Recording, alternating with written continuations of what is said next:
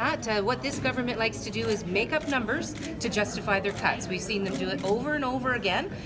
So we'll just have to see what kind of numbers they come up with. But at the end of the day, you don't cancel an RFP process that will actually give you the real numbers a couple of months before they're about to come in, and then say that some number that you've picked out of the clouds is the right number. And besides that, we've seen other projects around the province, LRT projects. Some of them are longer than Hamilton's length. Some are shorter, but they're all around the same ballpark number as what our LRT was slated to be, about $1.3 billion. So I don't think that the government's going to have anything to stand on, a leg to stand on. But what we do know for sure is that you can't trust Doug Ford, you can't trust Donna Skelly, you can't trust their word. And just like Conservatives did when they ran the province about 20 years ago or so, they are going to drag us backwards. I mean, let's not forget, Conservatives filled in the Eglinton subway system that was being built at that time in Toronto, and it's taken all these years for public transit infrastructure to start being built in that city again.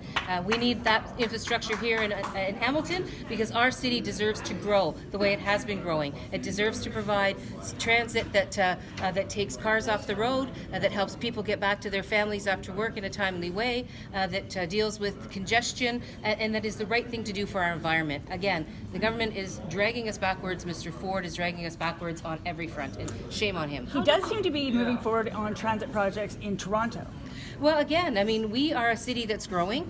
This project has already had a significant amount of investment put towards it, and to flush that away and betray Hamiltonians like this, it's shameful. It's a disgrace. He is a disgraceful premier. Andrea, how do we make sure that we get that $1 billion here in Hamilton? Well, we're not going to stop fighting. I'm not going to stop fighting. Our other local MPPs are not going to stop fighting. But we know one person that rolled over right away, and that's Ms. Skelly, Doug Ford's MPP here in Hamilton. She obviously has never supported this project, but it's shameful that she doesn't pay attention to, and Mr. Ford doesn't pay attention to, the will of our city council. He had nice words to say several times about how he's going to listen to the will of council, that the city should be able to plan for its own destiny. Whatever happened to that? The city has a right to plan for its own destiny, and Mr. Ford should not be interfering with that.